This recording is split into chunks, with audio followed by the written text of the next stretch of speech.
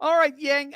A few weeks back around Christmas time, we had a guest on that you guys really loved. The comments were so encouraging, which it means everything to me because he's a guest that I really love to have on the channel. I get to geek out with him on everything geopolitical. And obviously, you guys were geeking out with us as well. You really enjoyed it. We had a wonderful discussion with Konstantin von Hofmeister and his book, Esoteric Trumpism, that explores the extraordinary transcendent dynamics behind the rise of Trump. And while he published it, months before Trump won in November, the book explains precisely why it was very likely that Trump would indeed end up winning again, precisely because of these transcendent dynamics that Constantine identified. Well, now he's got a brand new book out, a book that puts the Trump phenomenon into an even larger international context. The book is called Multipolarity. It has a wonderful foreword by the Russian geopolitical theorist Alexander Dugin. And its introduction, it's pretty good too, because it was written by yours truly. And it was an honor for me to write the introduction to this wonderful book. And now I get to geek out once again with the one and only Konstantin von Hofmeister. Konstantin, welcome back. Great to see you again, my friend. Well, thank you very much for having me again. I really appreciate it. And well, since you already mentioned that you wrote a wonderful introduction to my book, I would like to thank you again for the excellent job you did. Like, it's a perfect introduction. I mean, it got a lot of people very excited about the rest of the content when I showed them the introduction. Oh, great. Good. Well, congratulations, first of all, on the book. And thank you for the invitation to write the introduction. I love the book. It's so good. I got to tell you, Konstantin, and I mean this seriously, I think it's the best overview and literally like an almost introductory overview, but so rich to the rising multipolar world that I've ever read. And I've read a lot of books on multipolarity. This is so good. And I can't encourage our listeners more to click on that link, get a copy. You are going to love this book. Before we dive into the book, I was asking you beforehand, before we got on here, I'm very curious on your thoughts on Elon Musk getting involved in the heart of German politics, particularly his endorsement of the AfD, the Alternative for Deutschland. You're in Germany, and your national elections are coming up in February. Is it February 20th, I believe?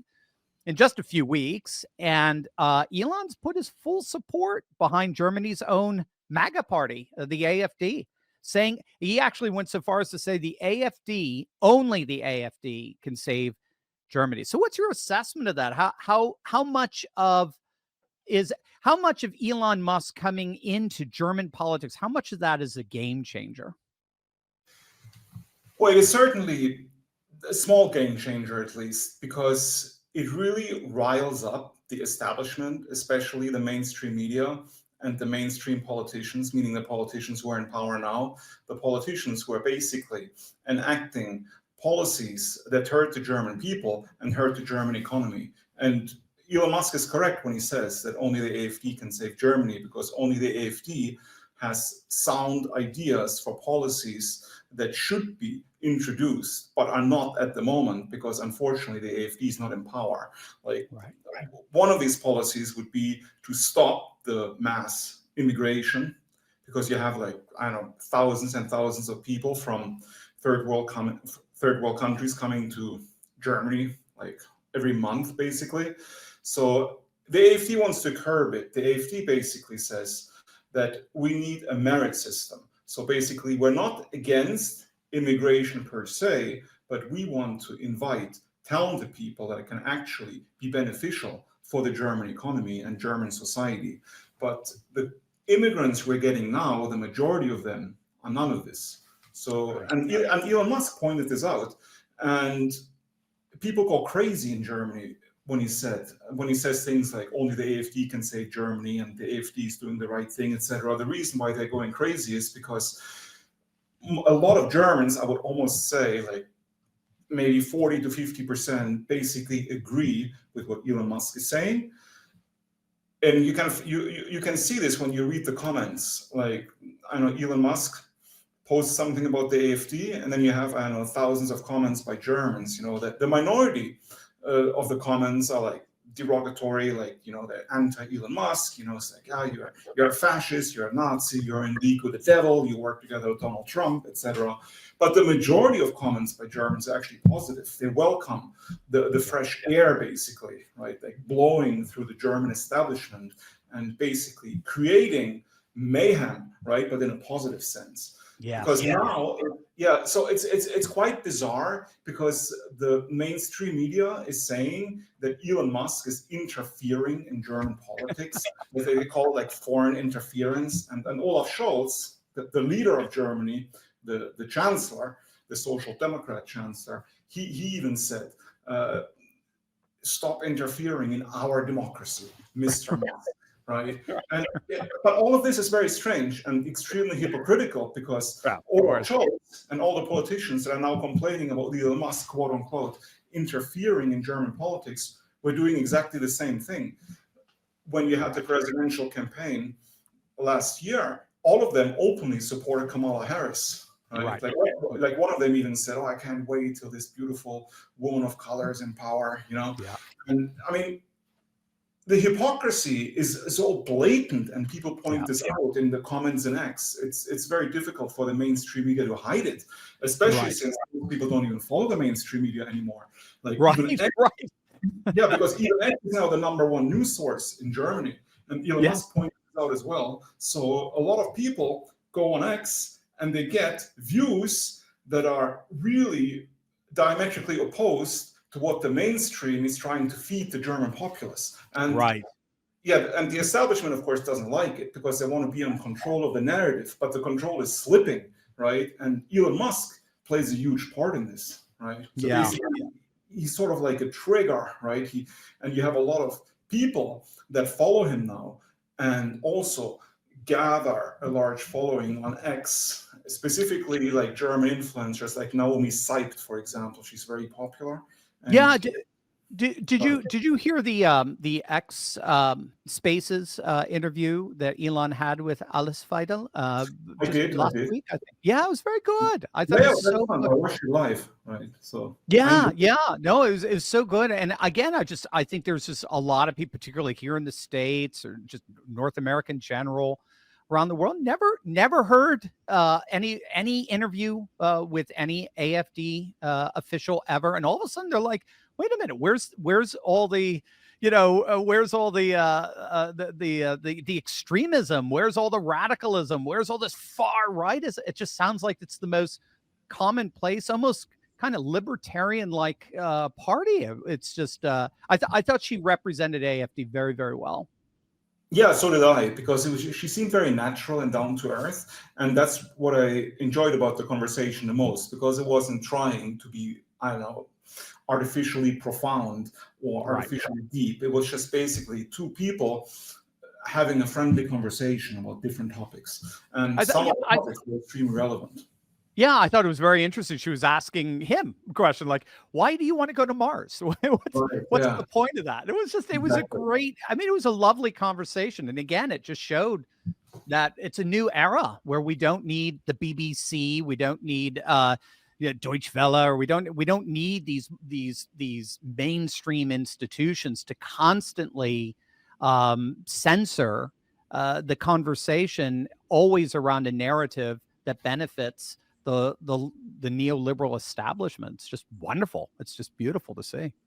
Yeah, the really odd thing is that the AfD is, like you already stated, is not far right at all, and it's definitely not a Nazi party, and they're definitely not fascists. They're basically conservative libertarians, the AfD, and this is pretty much what Elon Musk himself is, and I think this is why he supports them.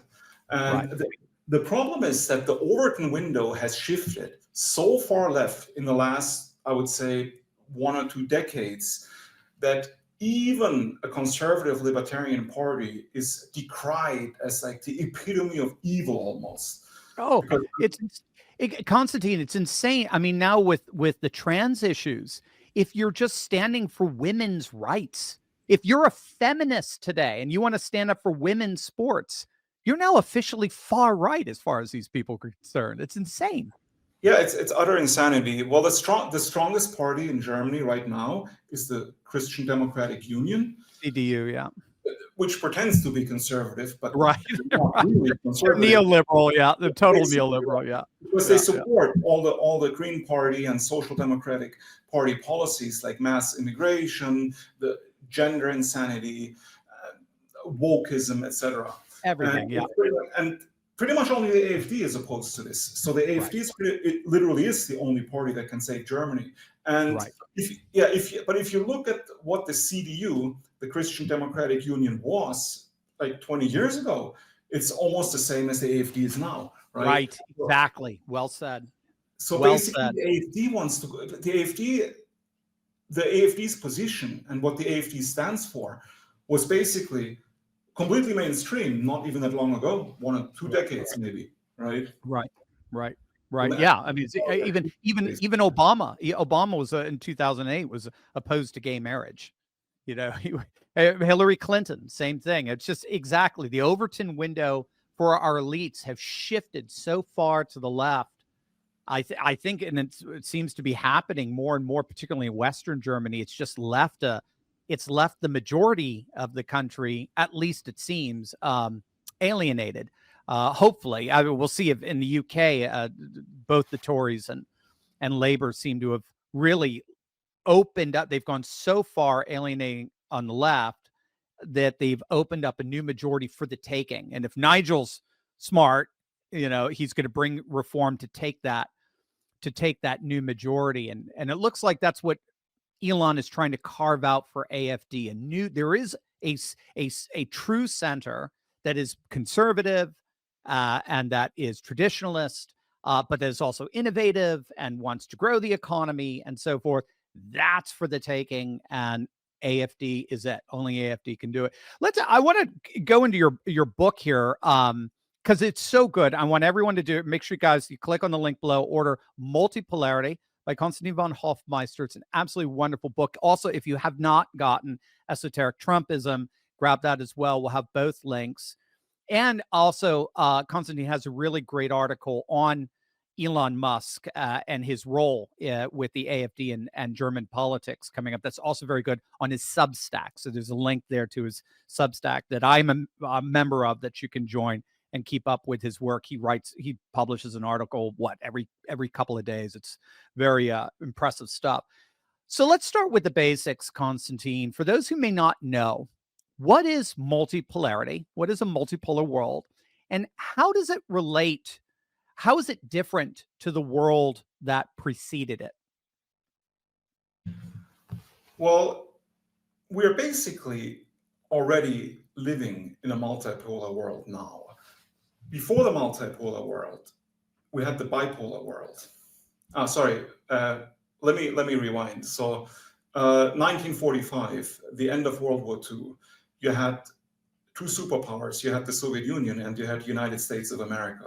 So it was basically a bipolar world. Like these two powers divided up the world among themselves. You had NATO, which was basically controlled by the United States, which included pretty much all Western countries. And then you had the Warsaw Pact, which was controlled by the Soviet Union and pretty much included all the Eastern European socialist communist countries.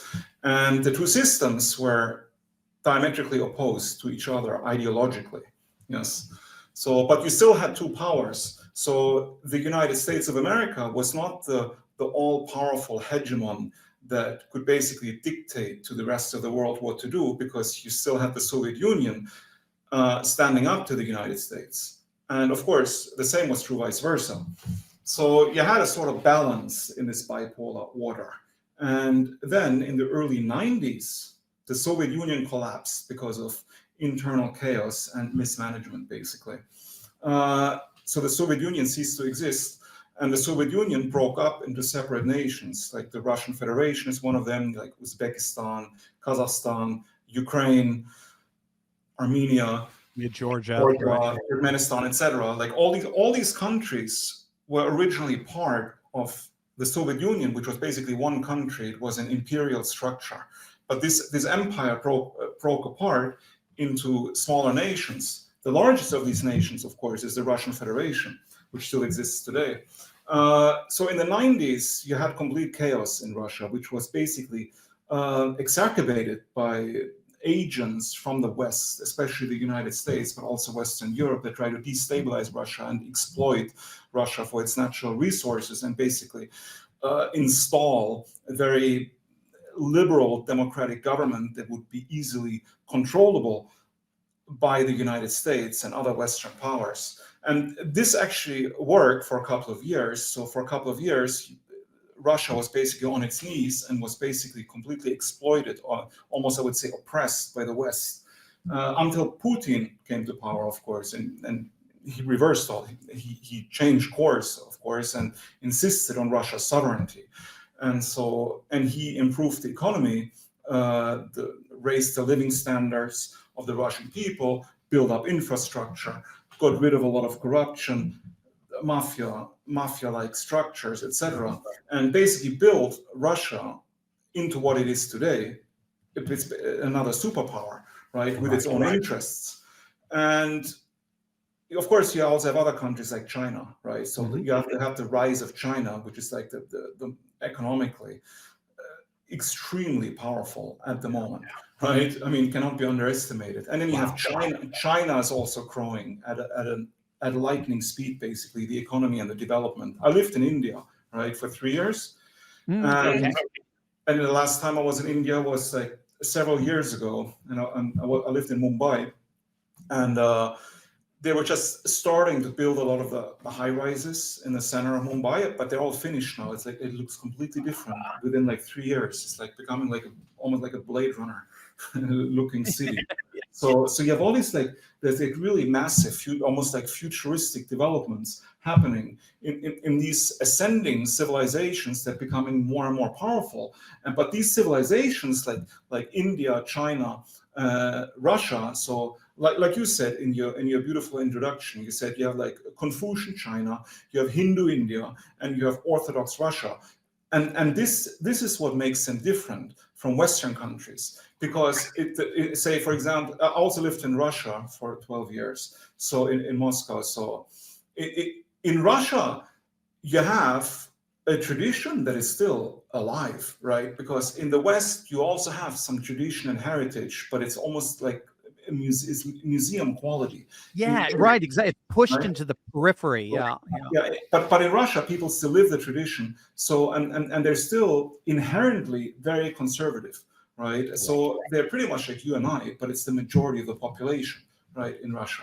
So they're very, very conservative. And I always tell this to my American friends, like from the red states, that like my Republican friends, or conservative American friends, I always tell them that basically like Russians and you're the same people, basically, right? You're basically brothers and sisters. Yeah.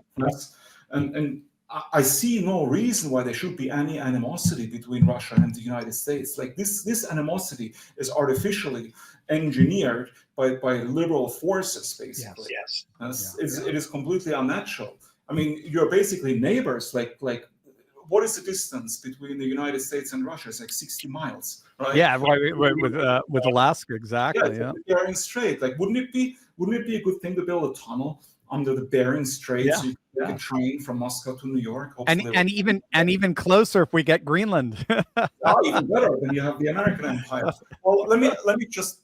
I just want to wrap up the introduction real quick. So basically, you have these civilizations that are basically awakening now and rising up and claiming their place at the global table, basically. They don't want to be dictated to by the West anymore. Right. Mostly because they don't share the West's values, right? Like they have traditional values with traditional gender roles, none of that LGBTQ weirdness, and they don't believe in wokeism and that critical race theory and all that stuff, right? So they believe in healthy families in their ethnic group, and they believe that these values have been around for hundreds or even thousands of years, and they should not be discarded simply because the West says they're not fashionable anymore. Yes. Right. So if you're Russian, and that's why That's why these civilizations are sick and tired of the West telling them what to do, because they see the hypocrisy of the West. They see the Yeah. West talk about democracy, the West talks about freedom and self-determination, but the actions on the world stage that the West is engaged in speak a completely different language, right? Yeah. Because the West, the problem with the West is that the West still believes in the white man's burden, right? Like Rudyard Kipling's poem, like during the British colonial era in India, when India was a British colony, like Rudyard Kipling, the famous poet, wrote the Jungle Book, that everybody knows the Jungle Book, of course.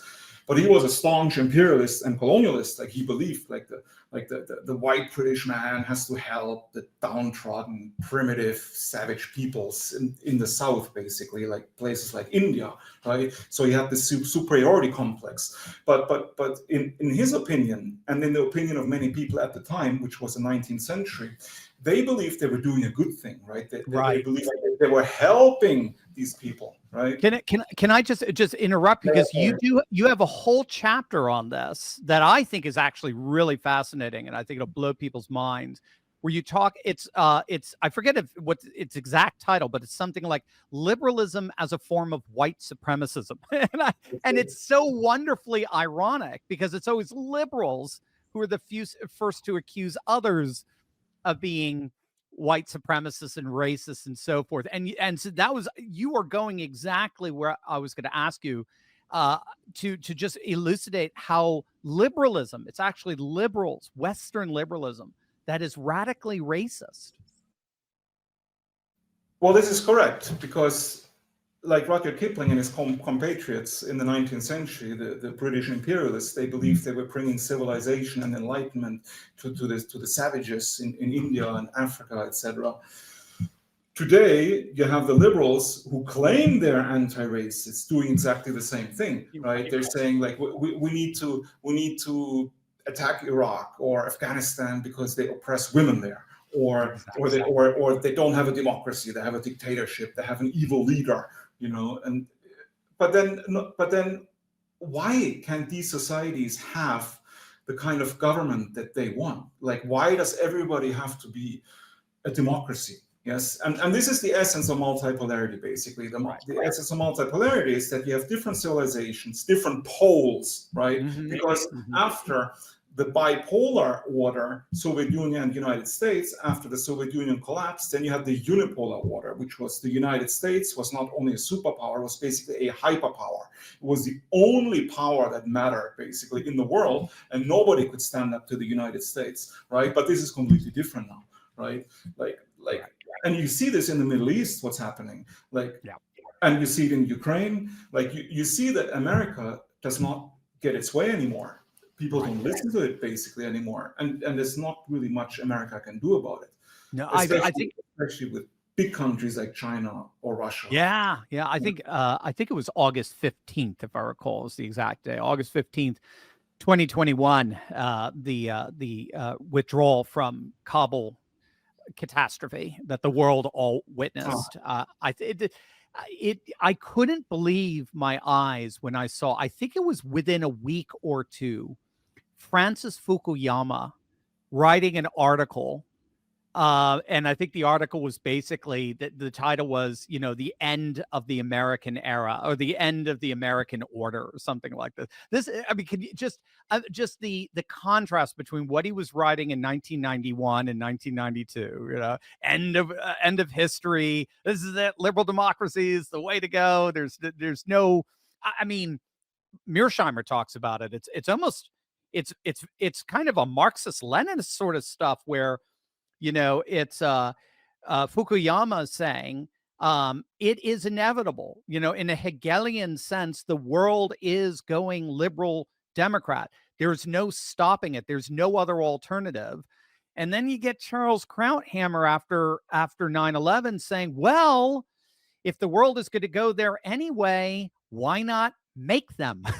Right. So it's almost like you have Marx and Lenin kind of coming together there. It's and the theorists, the Marxists, as it were, of the end of history thesis, just a week or two after Kabul just basically threw up his hands and said, well, it's over. It's all imploding. It's so interesting too, Konstantin, because we'll always hear the maxim, politics is downstream from culture. A lot of people recognize that. I've noticed that both on left and right politically. Politics is downstream from culture. Well, if that's true, and you have lots of different cultures, then by definition, you're going to have a lot of different politics. And it just seems like this unipolar globalist world tried to turn that on its head. Well, of course, because it's basically an orchestra of civilization, multipolarity. And each civilization is an instrument. And you have to play together to make the world a beautiful place, a dynamic place, and an adventurous place, and also an optimistic place. Because in a unipolar world that tries to impose its way of life, the liberal way of life, democracy, wokeism, feminism, gay rights, etc., would be a very, very dour, boring, and depressing place, because you would have strip malls, McDonald's, Starbucks, everywhere. Everybody would be watching the same movies, same TV shows. Yeah. And I've heard it, Konstantin, I've heard it called the Orlandoization of the world. Well, that's a very good term, right? So basically, the wonder of the world would be completely missing. Yes. Right. So the beauty of the multipolar world is that you have different civilizations, different poles, and they're not obligated to follow the same way of life or even the same governmental structures, right? They can choose their own path. So you could have like the West with its democracy and liberalism, but then at the same time you could have a monarchy in another civilization, or feudalism in another one, or communism in a third one, if that's or a theocracy. Yeah, a theocratic state. I mean, there's nothing really that is not possible, right, in a multipolar world. Yes, I mean, they shouldn't follow the same models, basically.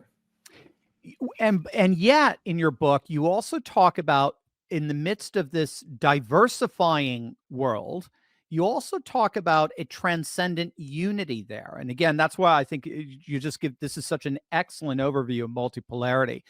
You introduce to the reader many important concepts that are coming, that are emerging as a result of this rising multipolar world. And one of them is a very important one, wonderful German word called Dasein, a concept developed by the philosopher Martin Heidegger and the Russian geopolitical theorist Alexander Dugin has used Dasein as a I think, hopefully I'm getting this right, sort of as a new unifying theory in a fully multipolar world. And that's what makes it so astonishing. It brings unity, but always in the midst of diversity. You can't have the unity, ironically, without the diversity.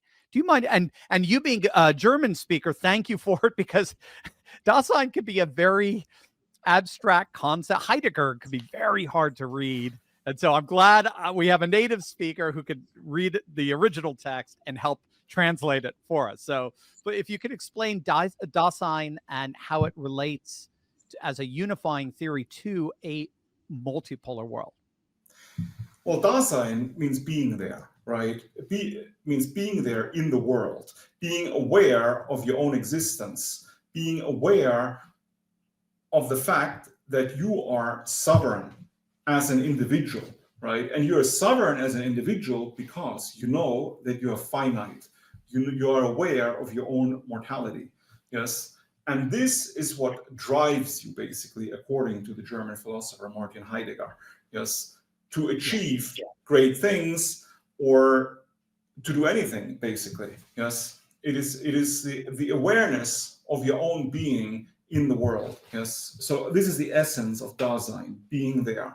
And the Russian philosopher Alexander Dugin used the same concept of Dasein, being there, but he transferred it from individuals to peoples, meaning nations or ethnic groups, basically. He said that each people also has its own Dasein, right? Has its own, how would you say, raison d'être for existence, basically. Yes. So Yep. he said there are different Daseins in the world, and this is the essence also of multipolarity. So the globalists, they would argue there's only one Dasein, basically. The only Dasein that matters is that we have equal rights, we're all individuals, we're all consumers, we're free. Liberal democracy, corporate capitalism, yep.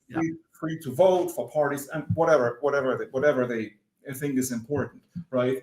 Multipolar thinkers believe there are different Daseins in the world and not just one. And each people has its own Dasein, meaning has its own definition of existence itself, the meaning of life, different belief systems, the afterlife, philosophy, or even the way people view the world around them. The whole perception is different, right? And this is why different peoples choose different governmental structures. They choose the governmental structures that suit their own Dasein, basically.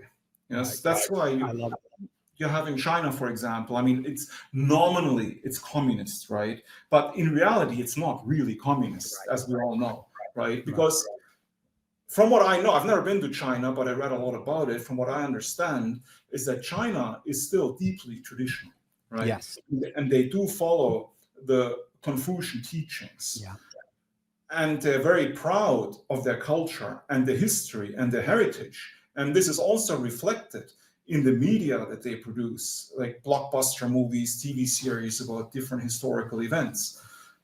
And it's the same in Russia, right? If you look at Russian movies, they make a lot of patriotic movies, and not patriotic movies in an ironic sense, like they do in Hollywood very often, right? In Hollywood, they produce patriotic movies, but always with some, well, nowadays with sort of like a twist of irony or even satire, right? Okay, but in Russia, I would say the movies are very pure, and they're I wouldn't say naive, but they're very how would you idealistic. Say, idealistic would be a good way to put it. They're very idealistic, but idealistic in a very optimistic sense, because they show movies about the past, and the reason why they do this is because they want people to feel pride in who they are, so they can build the future based on the values that the past teaches them, because it is the values of their own ancestors that are being carried on into the future, right? And this is the essence of Dasein, basically, when you are aware of who you are, what you are, and who your ancestors were, and who your children will be. Yes, and it is the core of your being to belong to a certain culture in certain society, and you feel that you're an integral part of it, like one link in a long chain, basically. You're part of a story, a great grand story. There's that beautiful scene in The Lord of the Rings when Frodo and Sam are chatting, and Sam at one point said to Frodo, you know, they were talking about the stories that they used to read as children, just about good and evil and darkness and heroism, and then Sam at one point says, what stories do you think they'll be saying of us one day? You know, so it's just seeing yourself. We love stories because we're in one. In the end, I like thinking of that as a notion of Dasein is that every culture has, every civilization has its story, and we're all part of this amazing book. That's, to me, that's kind of what Dasein is. It's this being, but we all have our own chapters, our own books, our own individual stories, that no one can come on in and say, like in a Mordor fashion, and say that's it, one size fits all, and whatever culture you had, throw it away, because again, that where I think you got in that chapter so brilliantly, we know better, we're more sophisticated, we're more advanced. You know, one of the chapters you talk about is the on Africa, which I really appreciated, again, because I don't see this a lot in people's writings, but we've seen obviously a number of very successful political coups over the past year in the Sahel region, particularly in Africa. So these are, nations like Gabon and Niger and Mali and Burkina Faso. And they've all staged very successful uprisings against their pro-French, pro-globalist governments. A lot of people don't realize, though, how these coups are very much part of this larger, geopolitical transformation into a more multipolar civilizational world. You have a chapter in your book on Africa and sort of the expelling of the last vestiges of French colonialism. Do you want to develop that a little bit for us? It was really fascinating. Well, you hit the nail on the head. Basically, what is happening now with the different coups that we are reading about or witnessing is that different African nations are trying to take back sovereignty, basically.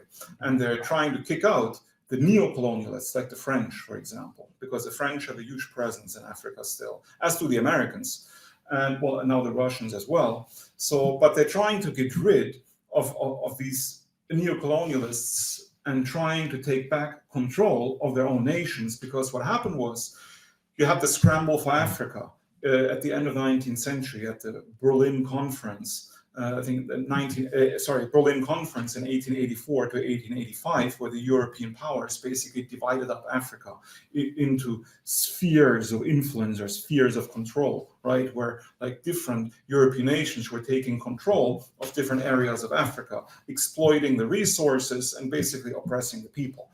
And taking away the people's Dasein, basically, if we can mention Dasein again, because they were imposing like a completely alien way of life on these peoples. And the same with the nations. A lot of the nations in Africa are artificial creations because they were created by the colonial powers who arbitrarily, basically, drew boundaries across the African continent that somehow were completely unnatural because they went between tribes and straight through the heart of peoples, basically.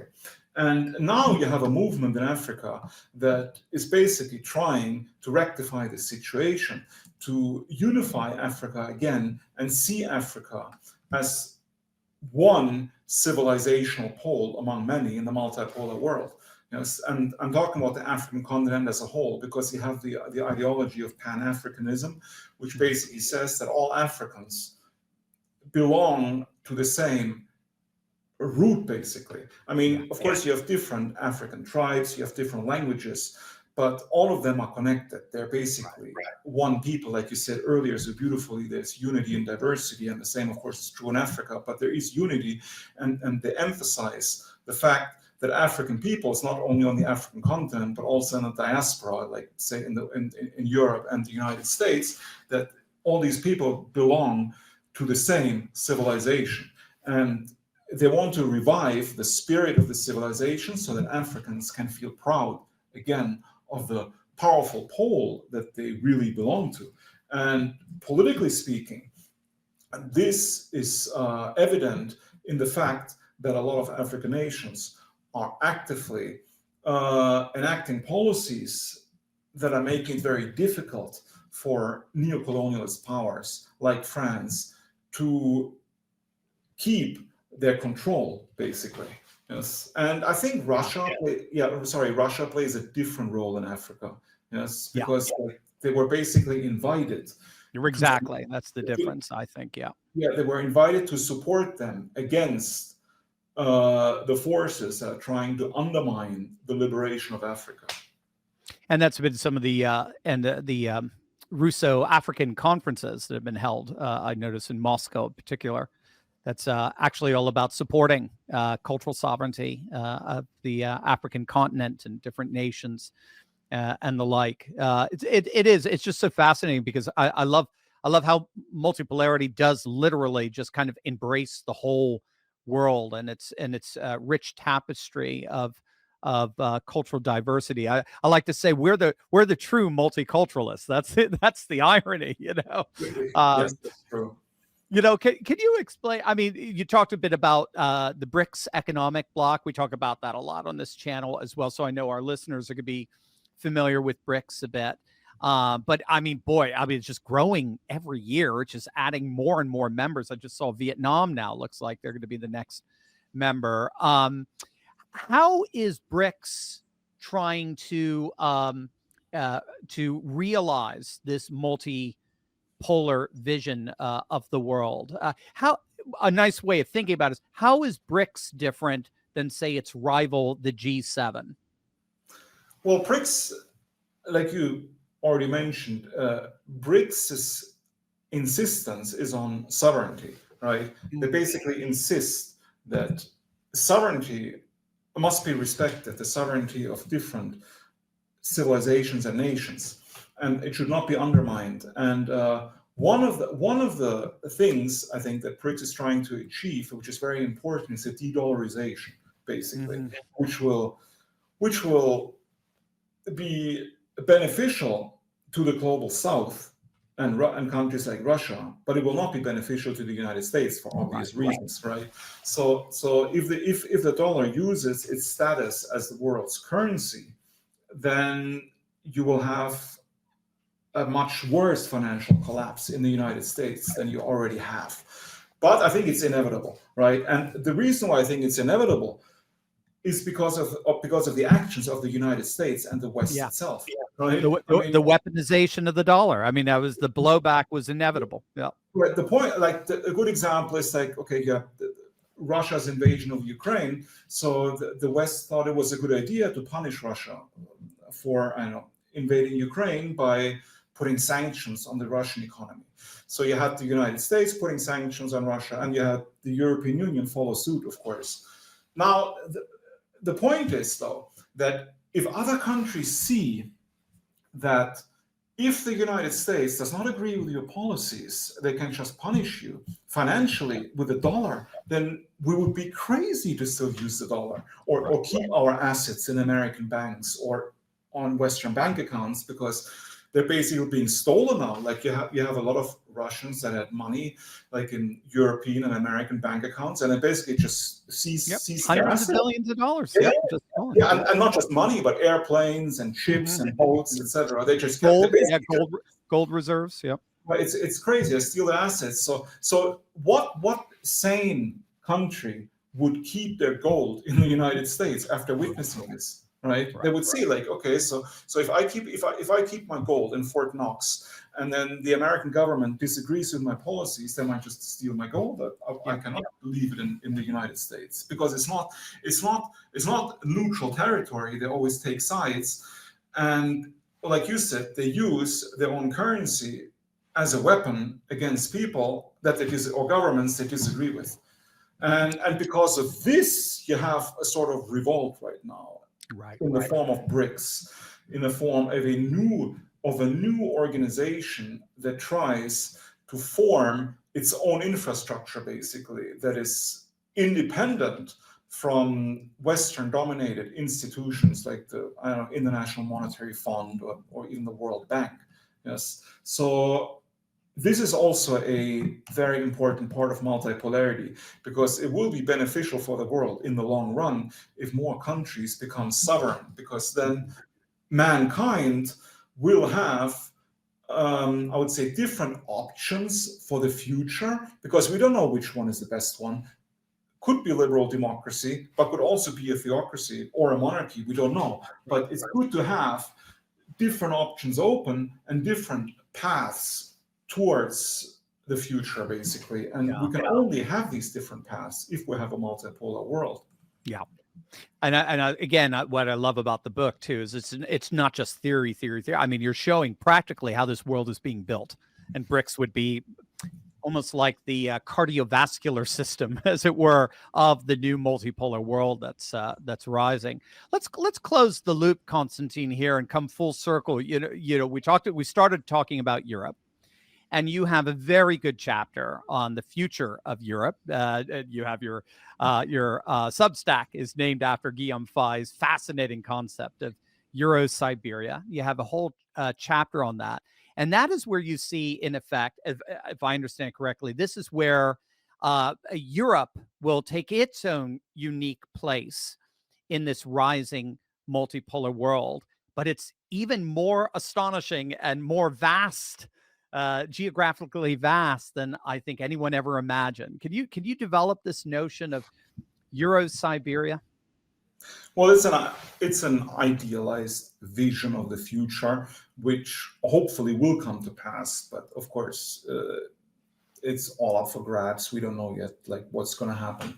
But well, what I envision is what you already mentioned, Guillaume Faye, the French philosopher and political thinker. He coined the term Euro-Siberia, and Euro-Siberia would be an empire stretching from Lisbon in Portugal to Vladivostok in Russia on the Pacific. Yes, so it would have, I think, 15 time zones, right? So yeah, it would be unbeatable, basically. Yeah. Well, that was his idea, because he believed that all the European peoples, like different nations, the Germans, the French, the Italians, and the Russians, they're all related. So this is similar to what I was saying earlier about the Pan-African movement. They're basically saying you have different nations and languages and different traditions in Africa, but the people are all related. They're still all Africans. Yes? So that there's like some core African civilization. And Guillaume Faye said the same is true in Europe. Like you have the Germans, you have the French, etc.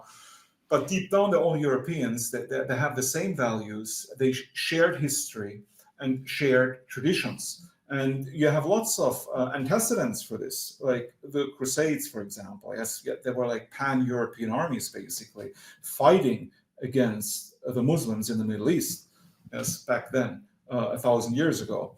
A very beautiful example or symbol is the St. John's Church in Valletta, on the island of Malta, yes, in the Mediterranean, because you had the Maltese Knights, which was an order, right?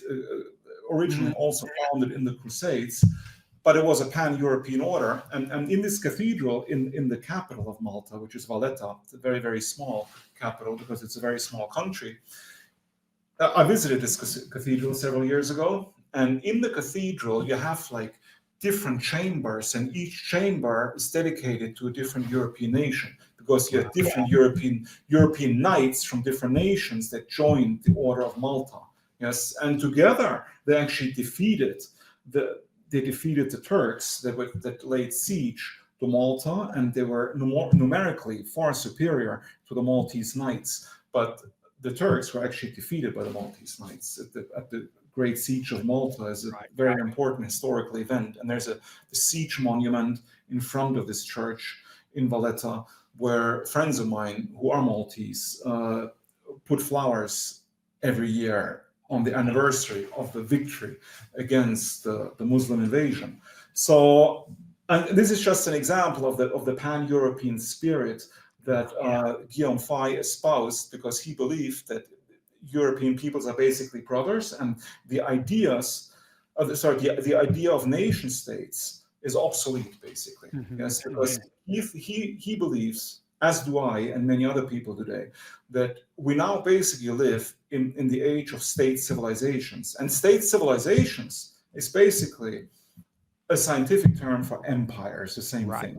So, what is an empire? An empire is basically a unified political structure that encompasses different ethnicities, different peoples, and different nations. But the nations are not sovereign anymore, because you have an empire. They can have autonomy within the empire, but they're not independent nations. And the benefit of this is that it prevents fratricidal conflict. Conflict that we witnessed in World War I and World War II, when you had the nations of Europe going at each other, basically, and killing each other by the millions, yes, because of outdated concepts like nationalism. Yes, and this is why I don't consider myself a nationalist, and I never have.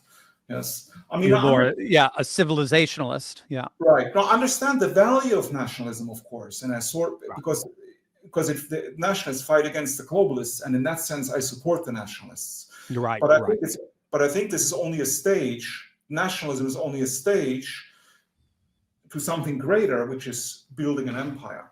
Civilizationalism. Yeah, and I Yeah. think we're already living in the age of empires again, because I mean, very often people don't want to hear it, but I believe it's true.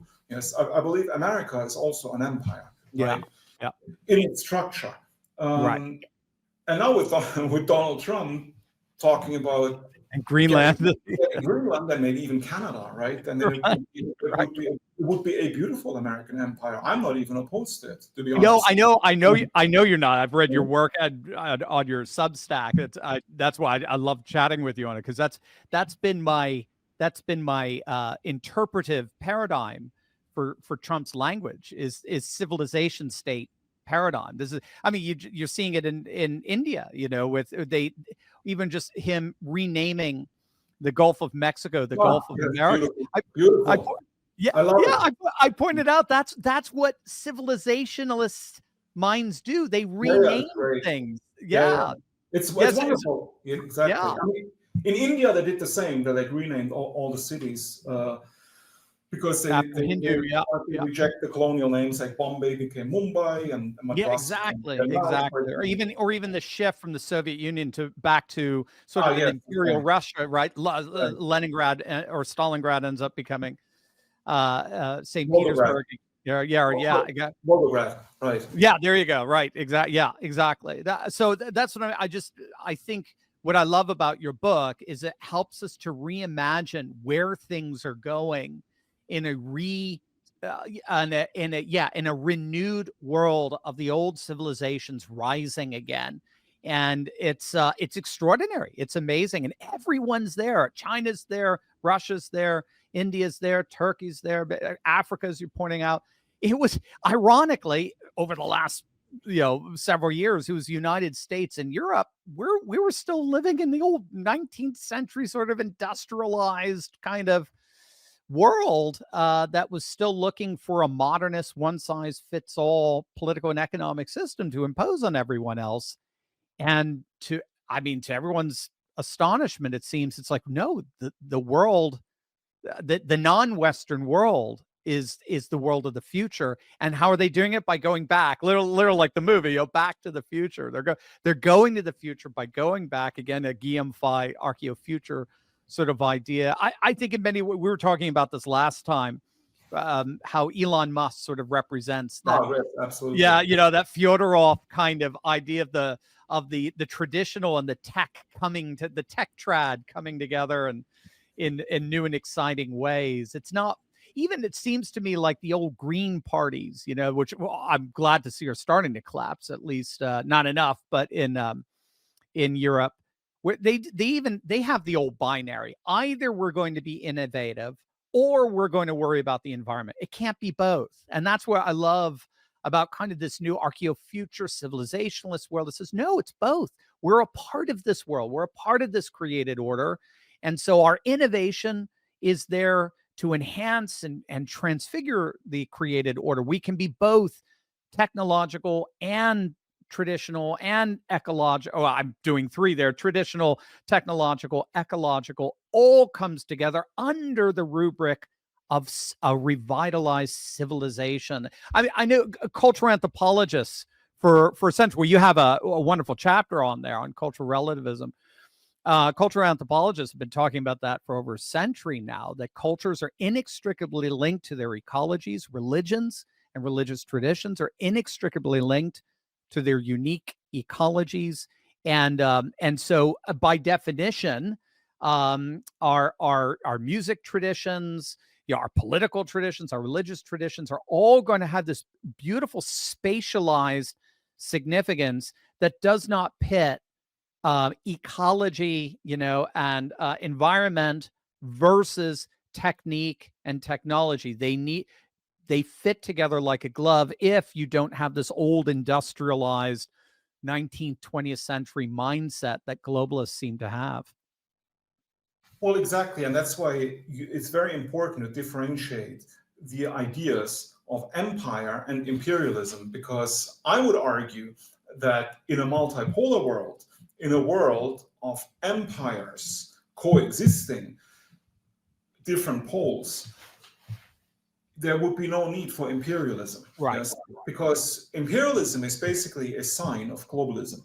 Yes, Right. imperialism is when you want to force your way of life, your religion, I mean, your political structure on other peoples and nations, whether they want it or not, Right. right? Exactly. But in the multipolar world, the mentality of people in a truly multipolar world would be completely different, because they would understand that they live in a certain civilization that suits their needs and reflects their heritage and character. But they would also understand that other civilizations or other empires might have a different political Right. structure and different beliefs, but they would automatically be respectful, because they would understand that it is the difference that makes the world a beautiful place and not the Yeah. uniformity.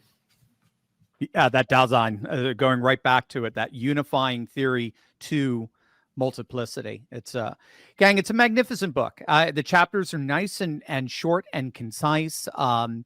And Constantine's a magnificent writer. Dude, your English is freaking impeccable. I mean, your English is it's better than most American native speaking English speakers. It is so good, and it really is. I think Multipolarity, the book, is really the single best, if I can call it, kind of introduction or primer or overview of this rising multipolar world. So I urge everyone to click on the link below, get yourself a copy of Multipolarity. It's a perfect complement to Constantine's previous book, Esoteric Trumpism. So if you haven't gotten that, make sure you get that as well. Both are ideal books for starting off 2025, as it were. This is going to be a historic year. This, I think, really is the year, and I'm sure Constantine would agree, this is the year of multipolarity. I mean, it's already there, but now it looks like, particularly the head of the West, as it were, the USA, post World War II, looks like the USA is ready to say enough with globalism. Let's stake our place in this rising multipolar world. If that's the case, this book is going to help you map out, both practically and imaginatively, precisely what that world involves. So, gosh, Constantine, I could talk to you for hours. It's been a pleasure. Well, we have. We when we were together in Vegas, we chatted for quite some time. I know you're going to be in DC for the inauguration, so hopefully I will be there as well. We'll have to talk afterwards. See, we'll have to exchange our contact info to be able to hook up with each other there. But I'm really excited to be able to experience this historic moment with you as well, as a fellow multi-polar enthusiast. And boy, it's just we've got an amazing year in front of us. It's incredible stuff. I agree with you 100%, and I'm really looking forward to the paradigm shift going into full blossom, basically, because that, I think, is what's going to happen after next week, basically, when Trump actually has the power. We will see tremendous change, and the change will happen very fast, I think. A lot of things can happen, and a lot of things are unpredictable, but I am very optimistic. So I'm looking forward to the new multipolar order, or as you said last time, the renewed world order. The renewed, that's right. And then next time we have you on, let's do it right after the elections in February. Maybe, hopefully, Elon is going to really make a difference there. Yes. I can't wait. That'll be so exciting to see. I'd love it. This is the beauty of a multipolar world, is you get a bunch of like Americans here on this channel getting excited about German politics, which I love, and UK politics and Hungarian and Italian. That's it. It's about seeing our cultures rise up and take back our national sovereignties and work together in doing it. It's just beautiful stuff. Yeah, I mean, I really believe this paradigm shift, and I really believe that we are becoming mainstream. Like, we were relegated to the fringes, but now we are in the center, basically, in the spotlight, and gaining more and more power and becoming more and more popular, not just in the United States, but all over the West. I mean, you can see it happening everywhere. So we live in beautiful times. We do. We live in beautiful times indeed. Konstantin von Hofmeister, the book, again, is Multipolarity. Click on the link below. Get your copy. You're going to absolutely love it. Konstantin, let's have you back again soon, and I hope to see you in DC. Thank you. Likewise. Have a nice day.